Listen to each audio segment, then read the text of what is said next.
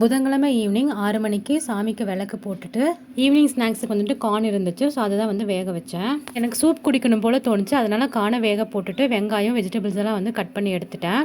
Corn வெந்ததுக்கப்புறமா ஒரு கார்னை மட்டும் எடுத்து அதை தனியாக உதுத்துட்டேன்.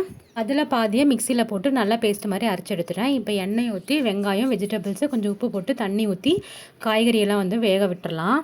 வெஜிடபிள்ஸ் எல்லாம் வேகிறதுக்குள்ளே ஈவினிங் டின்னருக்கு தேவையான வெங்காயம் தக்காளி எல்லாம் வந்துட்டு கட் பண்ணி வச்சுட்டேன்.